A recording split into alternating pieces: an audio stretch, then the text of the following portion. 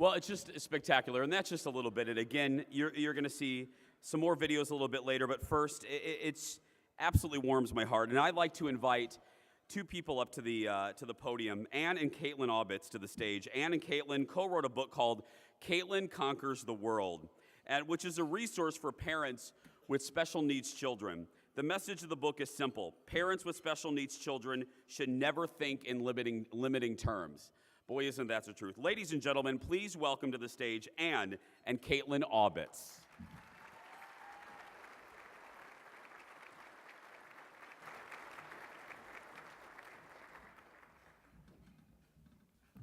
Right, greetings, guests. As Jason mentioned, Caitlin and I wrote a book together to help encourage families by telling stories about Caitlin. In October, we launched our book at an event at GiGi's Playhouse. It was a wonderful time, and it was great to see so many the Playhouse community come to celebrate our launch. Our guest speaker, Paul Daugherty, wrote a book about his daughter, Jillian. In an Uncomplicated Life, Paul has also shown what it means to have a voice. Take a look at this. This is a story about a dream and a child, and the young woman she's turned out to be. From the beginning, we were ready to make our daughter's life as good as it could be. We just didn't understand how good she would be. Jillian's disability, her Down syndrome, gives her a connection to compassion and kindness. It puts out the fires of ego and envy and vanity and guile. It filters anger. Jillian lives a life of joy, giving and receiving in equal time. Her story involves many people, all of whom helped Jillian become Jillian. In return, she offered a mirror to their goodness. They couldn't help but like what they saw. They have helped Jillian live. She has helped them live better. The network of people who have influenced Jillian's life could fill a map of the world. She was our kid, and we loved her. Was she special? Only in the way everyone's kid is special. This book isn't about Jillian's disability. It's about how her disability has enabled more fully her life and the lives of others, none more than my own. Jillian makes us feel good for having been there. I love my life, she'll say. I just love my life.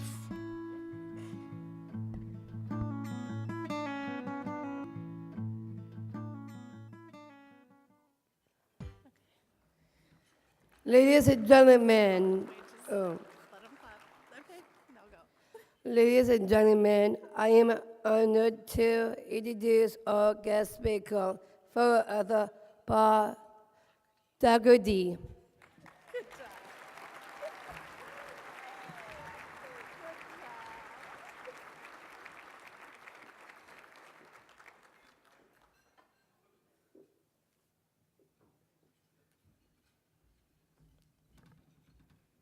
We had to work on that Daugherty last night.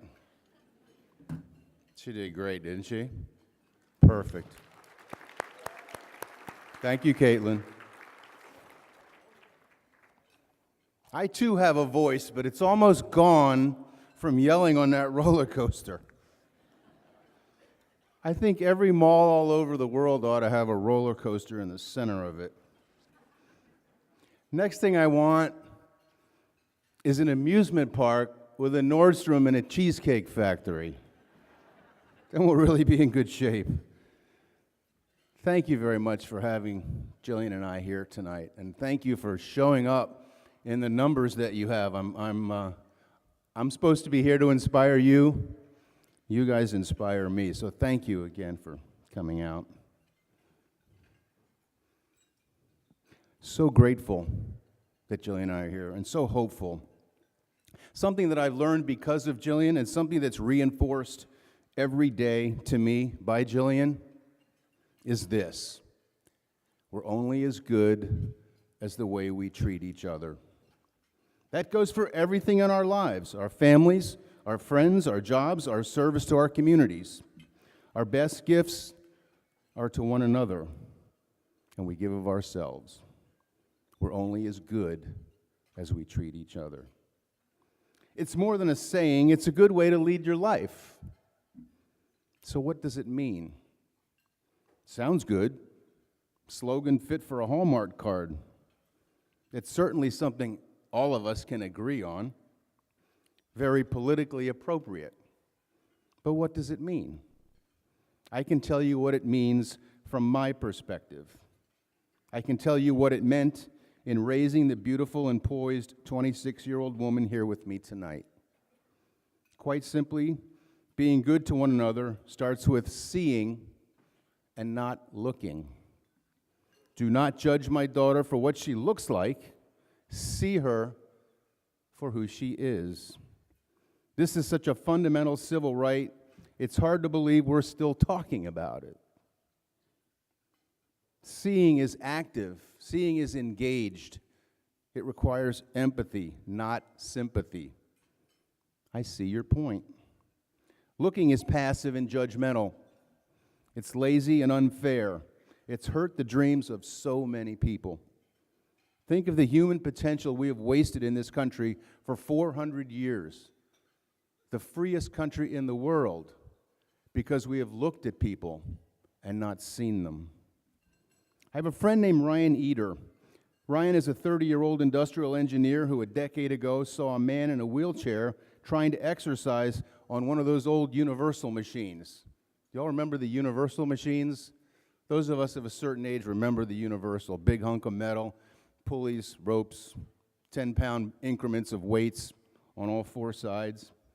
It was the machine that when the football players weren't using it, they allowed us to use.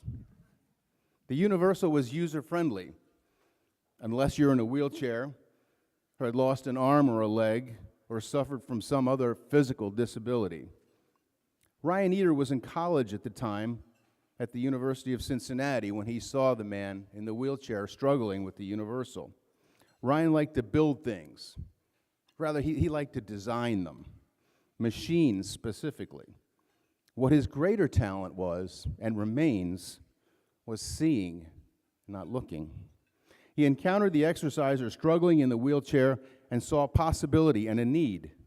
10 years later, he is the founder and CEO of Include Fitness. The company has designed a prototype fitness machine usable by anyone. Think of it as a universally accessible universal machine. It's been tested by quadriplegics. It's been endorsed by a Vietnam vet who lost both his legs in combat. People who've suffered spinal cord injury can use Ryan's machine. The elderly who have lost strength and range of motion can use it as well. People who stopped working out because it was just too big of a chore now will use Ryan Eder's machine. What if he'd looked at that guy in the wheelchair? What if he hadn't seen him? Jillian Daugherty's world has risen from the foundation of seeing, not looking. The cliche is, it takes a village to raise a child. If that's so, what must it take to raise our children with special needs? To nurture and nourish them as they become responsible citizens of the world. A world of villages, perhaps. A world village. We're only as good as the way we treat each other. When Jillian lagged behind her peers in the classroom, there were aides and tutors and specialized reading teachers. When she could no longer keep up with the other kids on the soccer field, there was a soccer league of her peers with special needs and volunteer coaches. When Jillian needed a job, there were employers who took a chance on her and never regretted it, by the way. When Jillian wanted to go to college, there was a university and a pilot program that gave her that chance.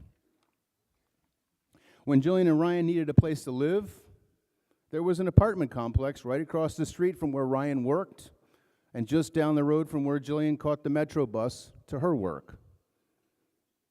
None of these people ever looked at Jillian, not a one. They welcomed her difference. They ended up celebrating it. This is how the human race should be run. As a woman named Kelly Lemley said in An Uncomplicated Life, quote, We change each other's lives. That's the beauty of collaboration and the beauty of seeing. It wasn't as if Jillian were the only beneficiary in these transactions. Everyone who has taken the time to see my daughter has benefited at least as much as she has. They've given Jillian an education, a job, a place to live. She's given them perspective, kindness, and the benefit of her worldview, which basically amounts to this, something she has said to me more than once, quote, "If you love someone, they'll love you back." Imagine having a friend who doesn't judge you, who has no agendas, who lives without guile and is loyal to a fault. That's Jillian. There isn't one person in Jillian's life who would disagree with that. She married Ryan last June at a nature preserve not far from our home. We had 150 people there, and every one of them had something to do with getting Jillian and Ryan to that moment. That was our village, and what a celebration it was. What a party we threw for the invincible human spirit and the fundamental idea of our lives, which is we're only as good as the way we treat each other. Jillian has done lots of things we were told she'd never do. Ride a two-wheel bike, graduate from high school, attend homecomings and proms, go to college, work full-time, live entirely independently, get married. She was allowed to define herself, same as her typical peers. We didn't put limits on her. We didn't look at her. We've been incredibly fortunate and blessed that so many others have seen Jillian the way her family has. It's made all the difference. From Jillian, we learned to slow down. We had no choice. Jillian did almost everything her brother did. It just took her a little longer. There is pure joy in slowing down. Most of us here have forgotten magical moments in our typical children's lives. Most of us cannot, for example, tell you when our typical children learned to ride a bike. I remember with Jillian because it took her a couple of months to master the skill. I cannot remember much about my son's school dances. I remember all of Jillian's, especially the first one, a homecoming dance with Ryan. Remember that one, sweetie? "I so nervous," she said to me that night. Jillian was at the top of the second floor staircase of our house. She wore a teal-colored dress. Her hair was done up high on her head. She wore red lipstick. My daughter wore red lipstick. She held a box containing a corsage. She was 15 years old. "How I look, Dad?" "You look beautiful." That was her first date with Ryan Mavropoulos. 10 years later, she became his wife. John Lennon once said, "Life is what happens when we're busy making other plans." So true, but it doesn't have to be. We took the time to linger over all of Jillian's little wins. That's what makes life worthwhile. So what does it mean we're only as good as the way we treat each other? It means that blessings of the heart are everlasting. Kindness works. Love matters. Lingering matters. Jillian knows all of this inherently. She acts accordingly.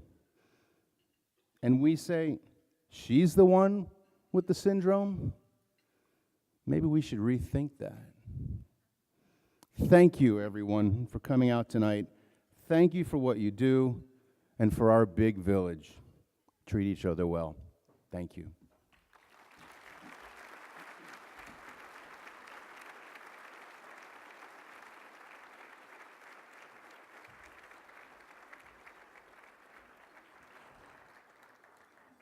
And of course, you heard what an incredible message and an incredible voice Jillian has, and we're going to hear it and experience it right now. Ladies and gentlemen, please welcome to the stage Jillian.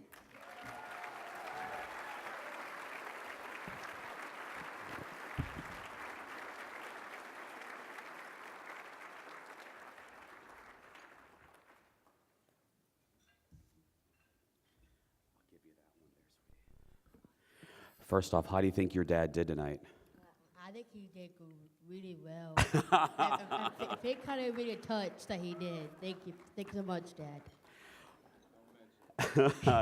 You do have an amazing voice, and I wanted to ask, what do you like to use your voice to say, the message that you like to spread?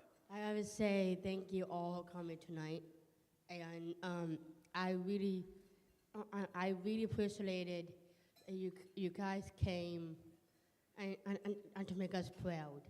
That's the night of our happiness and love. It always do. And Jillian, I wanted to ask you before we let you go back and enjoy your evening, when family members and folks come up to you because you are such an inspiration, what do they ask the most? They ask them most that they tell me that I'm just this kid about everything that I taught that I like many years, and when my dad taught me how I did a right and a wrong, I would say family always comes first. And it was to me, my brother is very close to me. Okay, I know he's not here, but I said thank you again to support me too. So. Well, and we say thank you again. Ladies and gentlemen, please, a warm welcome and applause for Jillian and Paul. Thank you, Jillian. Thank you so much. Thank you. So nice to meet you. Paul, thank you so much.